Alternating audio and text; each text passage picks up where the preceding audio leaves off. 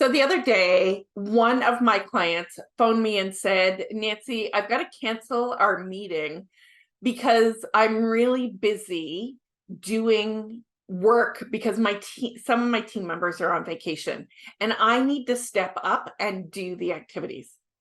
And while leaders, I appreciate that we want to step up and do the work, I sometimes wonder if that is the best use of our time. And so today I'm going to talk about the 5 fundamentals of leadership so that you can get your employees performing at the top of their game. Now, let's go back for a moment to this story about this leader, business owner who said to me, I need to cancel my time with you today. And here's what was going on. One of their members was on vacation, and so she was stepping in to fill the role of this person. Now, she is doing $20 an hour work, but what made it justification for her to do that work is while she sat at the front desk in that administrative role, she was able to sell more product to her clients because her staff were not talking about this to her clients, sharing this. So I've actually created this video for her, but it also helps with all of us as managers. Because when we step in and start doing the work of our team, we are not leading, we are not getting the best benefit and bang for our buck out of our time as leaders. And we're managing the things that we shouldn't be managing and doing the things that we shouldn't be doing. So let's dive in, and I'm going to talk about the fundamentals of leadership. Because one of the things this client was saying is like, Nancy, I'm telling them they should sell. I'm telling them why they should promote these products, but it's not getting through. And so I'm just doing it and I'll make more money if I do it that way. And here's the thing.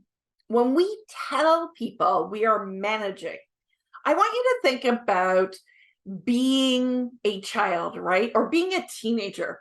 Everybody remembers those days of being a teenager, right? And your parents would say, go clean your room or go do this, right? They would tell you to do it. But you were not engaged, you were not motivated, you were not excited to go do that. And the same is true in leadership, in working in a company. So the first thing that as leaders we need to do in my 5-step formula is alignment. And alignment means you have a vision, you have a clear vision. So great leaders don't just sit back in a company and think about, oh, this is what the company needs to do. They have a great vision of where they want to go. And they hold that vision in a way that they align the team to it. So what do I mean by alignment? So many years ago, when I first really understood this strategy, I was running something known as a turnaround in the oil and gas industry. And I was at the stage where I had experts from outside the company tell me, Nancy, you are going to be millions of dollars over budget. You are going to be behind.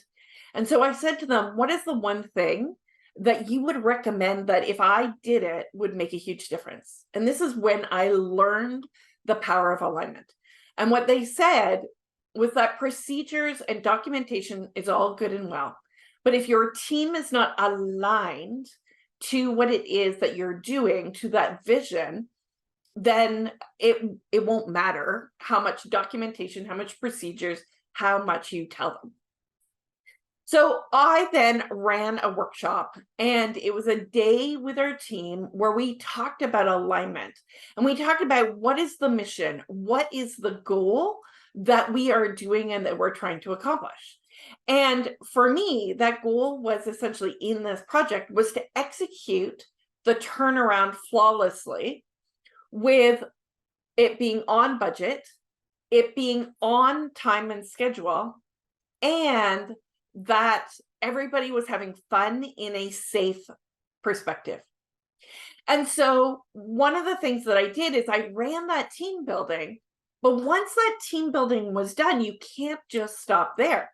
I showed up every day and I talked about flawless execution on budget, on time, with fun and a high safety record.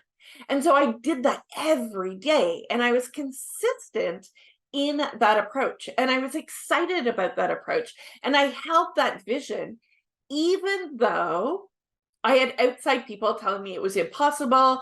I had people in the organization saying, "Are you sure?" And I'm like, we just need to hold this vision. So, as a leader, alignment to the vision of what you're trying to do with your business, instead of just saying, you know what, sell a product because it'll make some more money, right? Like, it doesn't feel good, it doesn't inspire people. But when you talk about these products help our clients achieve the results that they want, then we start to have alignment. Then we start to be talking about it with excitement, with fun, with joy. And so alignment is that very first thing. Now, the next thing is awareness. Okay, as I said, right, let's go back to this client. She said, I'm telling them what to do. And so how we communicate is actually more important than what we say. So yesterday, I was up in my office doing work as I normally am, and I heard my husband yell, "Nancy." Now, he will say my name multiple times during the day, but this Nancy kind of struck me. There was something in the tone, there was something in the way he said it that said, "Nancy, you need to stop doing everything that you're doing and go find out what the issue is." And when I did, I went outside and saw that my husband was lying on his back. He had actually fainted on the deck, and our dogs were licking his face and trying to get him up. But it was not because he had said my name. It was not the word he had said, right? It was the tone in the way he had said it. And so when you want to do something, you want to inspire people into action. You want to be aware of how you're communicating and how they receive the information. When we are telling people things, right? Sell more product, do this activity. It's cold, it's neutral. It doesn't invite them into wanting to be a part. And so you need to be very aware of how you're communicating, how you're interacting.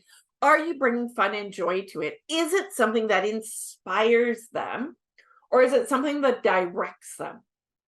And so as leadership is really about how do you communicate? Are you aware of how you communicate? Are you aware of how your team receives information and what actually motivates them?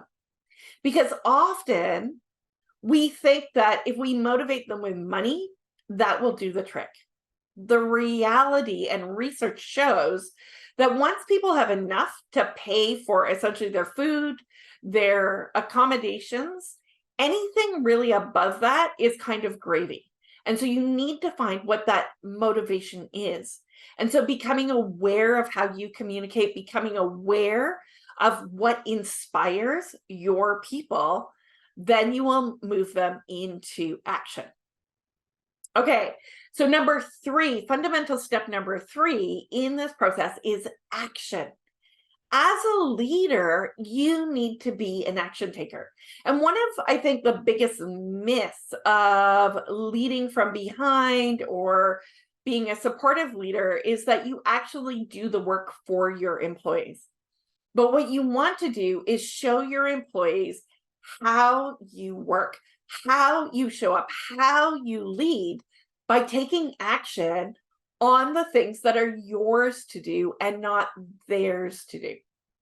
And then inspiring them through that back alignment and awareness into the actions that they need to do, right? And so when you start to think about what are the actions, one of the biggest challenges I see, and I heard this actually from an oil company recently, is that they're getting so tied up in all the little tiny actions that they're missing the big actions. They're missing those big steps that actually move you forward.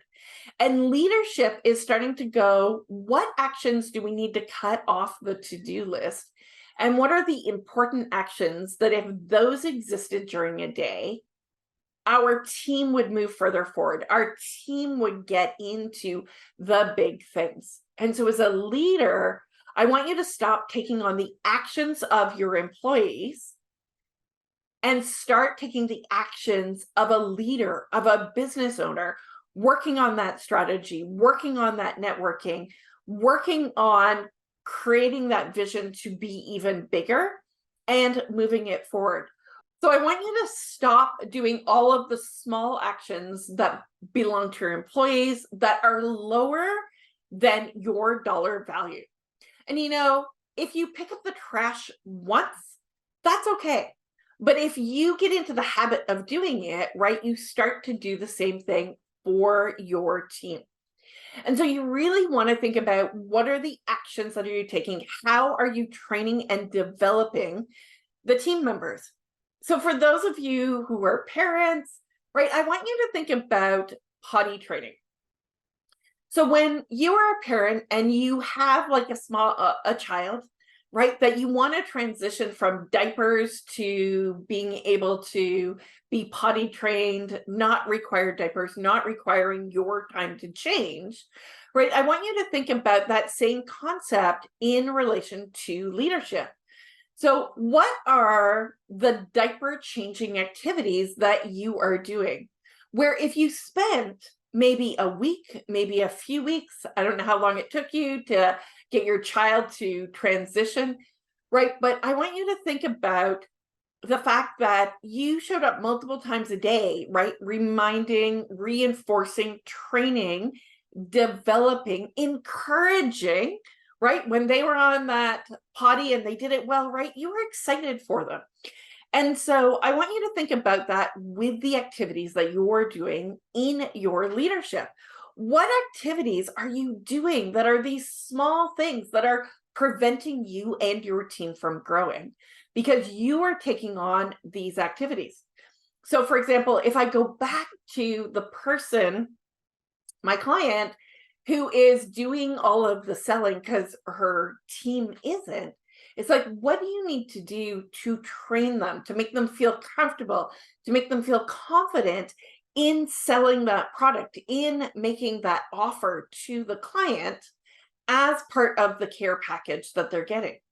And when you can do that, when you can start to invest time into the employees about the actions that you want them to take, then you can start to step out of doing the actions that are not value added for you to take and step into the bigger leadership actions. But leadership is developing your team, developing your employees so that you can think bigger, so that you can move and pull the organization to a bigger space. Okay, so that is number 3, is action. So number 1 we talked about is alignment. What's the direction? Number 2 we talked about is, are you aware of how you're communicating? Number 3 is the actions. Now, number 4 is autonomy. Research in big companies has shown that autonomy actually can increase profitability significantly. And so what is autonomy? Autonomy is where you give time in the day for your employees to figure out something that inspires them, that moves them forward. That's a project, an opportunity for their growth and the growth of the business. And so companies like 3M do this and other big companies, and they give their employees what they average about anywhere from 4 to 8 hours a week to be completely in a state of autonomy and focus on the things that actually they are interested in doing, that they are excited to do. They actually give them a bucket of money from the organization and say, this is your bucket of money to do something with, to move forward, the project that you want to move forward, the thing that you want to do. Research keeps showing over and over and over again that when people have autonomy and feel that they have a control over a portion of their day or week, they actually outperform. And so if you're looking at ways to increase that engagement, increase that person going, I really love what I do in my job, I want you to think about autonomy. How are ways can I lead and encourage people to develop autonomy in their work activities? The last of the 5 fundamentals is appreciation. And here's the deal. If you choose to do none of these, I want you to focus on this one. I want you to build a habit of appreciation. So I want you to think about a time where somebody has said to you, I really appreciate the work that you've done, or I really appreciate how you bring harmony into the team, or thank you for the fun and joy and excitement. Like, what is it that each of your team members appreciate? So several months back, I was working with a client, and the client said to me, Nancy, I have a staff member that is constantly making mistake after mistake after mistake. And I sit down, I teach them, I show them how, but still they show up and make mistake after mistake after mistake. And I said to this leader, this business owner, I said, the problem is your employee doesn't feel appreciated. And they were like, what? What do you mean they don't feel appreciated, right? I appreciate them. I said, you need to appreciate them the way they want to be appreciated. And this comes actually from the process communication model and through a significant amount of research between Dr. Tabby Kaler and NASA. And here's what happened. So I said to this person, this leader, I said, I am going to encourage you to take the next 2 weeks, and I want every day you to find some way to show appreciation. Now, this person likes appreciation for themselves as they are as a human being, and appreciation with sensory type activities. And this is very complex to get into as to how to tell what this is. However, when I sit down and have these conversations with my clients, I can actually help them to figure this out based on paying attention to the words, the patterns, and how this person shows up. And so this person, this business owner, every day when she saw this person, said to them, hey, I'm glad you're here today. I'm so appreciative of the harmony that you bring with our clients. You look incredible. You know, when there's time, why don't you put music on that you enjoy? Because it happened to be a dance studio, and so music was something they did. She did this for approximately 2 weeks, and she said, Nancy, you would not believe the turnaround. The mistakes have actually disappeared. And the mistakes actually in this case with this person are this unconscious cry to say, I'm not being seen, I'm not being valued, I'm not being heard. And so each of us has this preference of how we want to be appreciated. And so as managers, if you really want to help take your employees to the next level, if you want them to feel trusted, respected, valued, seen, heard, then I encourage you to build a practice of appreciation, even when they're making mistakes, even when they are behaving badly. Because when you can start to appreciate somebody based on who they are, they will start to skyrocket. They will start to create this habit. And leadership is being able to identify in others where they are strong, where they are great, and helping them navigate the path from negativity to this appreciation. Here's a couple things about appreciation. When you appreciate something, it appreciates in value, which means it increases in value. As a leader as well, when you are showing appreciation to others, people around you will start to notice that and start to emulate that process. You start to build a culture of appreciating people. And people will know that you're not just doing it for them, but you are doing it for others. And so when they see appreciation in the culture, it actually increases energy, it increases positivity, it increases honest gratitude within the company. Now, appreciation needs to come from the heart. Appreciation needs to come with honest thought and follow through as you go through it. You can't just go up to someone and say, "Oh, I really like you today. I'm really happy with you today. Good work today." Be meaningful, be intentional in how you show appreciation. But I encourage you to find a way to connect with as many of your employees on a daily basis and show them some form of appreciation. They will start to reflect that back, and they will start to improve their connection with you, build trust, and others. So I've now taken you through the 5 fundamentals of being an incredible leader. And so let's take a moment and review those 5 fundamentals. Fundamental number 1, right, is alignment. What is that vision? Where are you going? And let's get everybody on that bus with that direction. Number 2 is awareness. Are you aware of how you are communicating, how you are showing up? Are you bringing the energy? Are you paying attention to what others need, and be more aware so that you can lead exceptionally? Number 3 is about taking action, and taking action on the big steps that you as a leader should be doing, and eliminating any actions that are not providing value to the alignment and that direction that you want to go. And showing people how that you are not going to do their work as part of the action, but you're going to do your work. So number 4 is autonomy.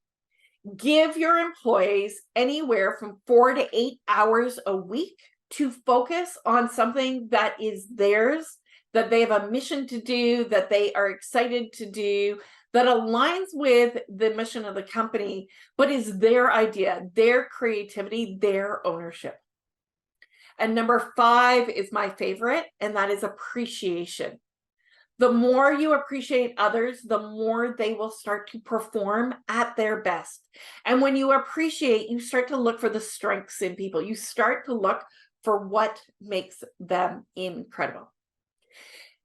So those are the 5 strategies of fundamental leadership.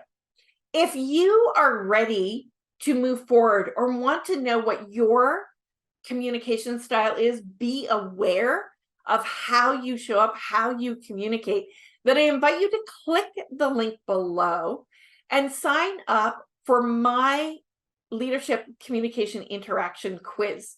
In this quiz, it will help you understand the 4 different communication styles, how you communicate as a leader, and what are the other styles and techniques so that you can communicate better with your team.